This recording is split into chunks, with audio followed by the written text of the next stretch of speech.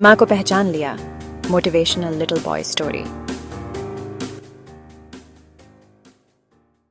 संजना जैसे ही अपनी कार से उतरी, ऑफिस के गेट तक पहुंची ही थी, तभी एक छोटे से बच्चे ने उसकी साड़ी का पल्लू पकड़ लिया।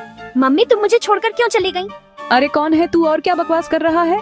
इससे पहले कि बच्चा कुछ कहता, गेट कीपर भागता हुआ आया और बोला, माफ करना मैडम, मैं इसे देखता हूँ, आप जाइए। संजना तेज कदमों से आगे बढ़ गई। गेटे पार कर आगे जाते समय उसने एक बात पलट कर देखा। गेट कीपर उस बच्चे को भगा रहा था, लेकिन वो बार बार अंदर जाने की जिद कर रहा था। संजना लिफ्ट की ओर बढ़ गई। अपने केबिन में पहुंचकर वह काम में जुट गई। बहुत ज्यादा काम पेंडिंग था। दोपहर कब हो गई पता ही नहीं चला। लंच के समय वह अपना खाना खाने बैठी, तभी उसे उस बच्चे की बात याद आ गई। संजना ने जल्दी से अपना टिफिन खत्म किया और वह उस गेट कीपर के पास पहुंच गई। संजना ने इधर उधर देखा, लेकिन बच्चा कहीं नजर नहीं आया। गार्ड भैया, वो बच्चा कौन था?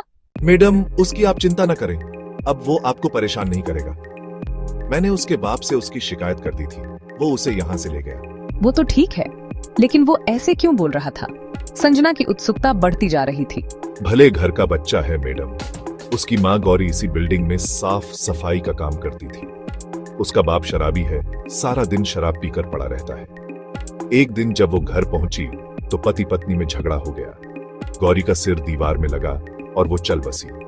अब ये बच्चा यहीं घूम घूम कर भीख मांगता है। इस बिल्डिंग में आने वाली बहुत सी लेडीज को अपनी माँ समझकर पीछे पड़ जाता है। आप नई हैं, इसलिए आपको अजीब से लगा। लेकिन आपने उसके बाप से क्या कहा? मैंने उससे कहा कि अगर आज के बाद ये बच्चा यहाँ नजर आया तो तुझे पुलिस में पकड़वा दूंगा। वह उसे मारते हुए घर ले गया। दुख तो बहुत हुआ, लेकिन कर भी क्या सकते हैं, इसकी रोज कंप्लेंट आती है।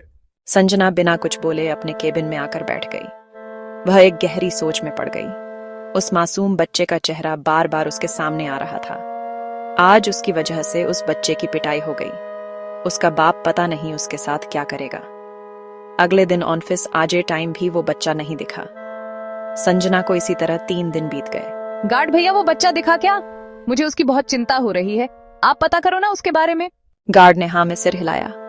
अगले दिन संजना जल्दी से ऑफिस के गेट पर पहुंची। मैडम, वो बच्चा तो अस्पताल में भर्ती है। उस शराबी ने उसे बहुत मारा। वह डर और मार को सह न सका और बेहोश हो गया। पड़ोस के कुछ लोग उसे अस्पताल में दाखिल कर आए हैं। उसके पास अब कौन है? कोई नहीं है मैडम।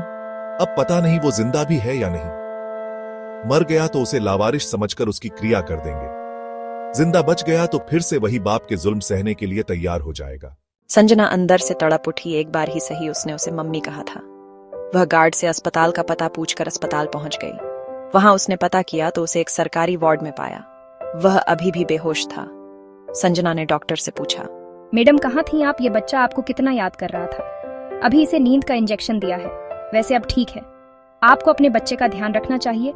और इसे इतनी बेरहमी से किसने मारा? वो मेरा बच्चा नहीं है, इसके बाप ने मारा है इसे कब तक होश आएगा? डॉक्टर से बात करके संजना वहीं बैठ गई। एक बार मम्मी बोलने से जो अनजाना सा रिश्ता बन गया था, उसे निभाते हुए वह शाम तक बैठी रही। शाम को बच्चे को होश आया। उसने धीरे से आंखें खोलकर कहा, मम्मी तुम कहाँ चली गई थी? देखो पापा ने मुझे कितना मारा। बस बेटा, अब तुझे कोई नहीं मारेगा। तभी पीछे से अविनाश जी की आवाज आई। हाँ, और अब मम्मी भी तुझे नहीं छोड़कर जाएगी। संजना ने अपने पति को सारी बात फोन पर बताई थी। 2 दिन बाद संजना और अविनाश बच्चे को अपने घर ले आए। अविनाश ने बच्चे को गोद लेने के कागज बनवाकर गार्ड और दूसरे लोगों को इकट्ठा करके उसके बाप से पेपर साइन करा लिए। बदले में उसके बाप को 10,000 रुपये देने पड़े। अविनाश और संजना ने बच्चे का नामकरण करवाया। उसका नाम ऋषभ रखा।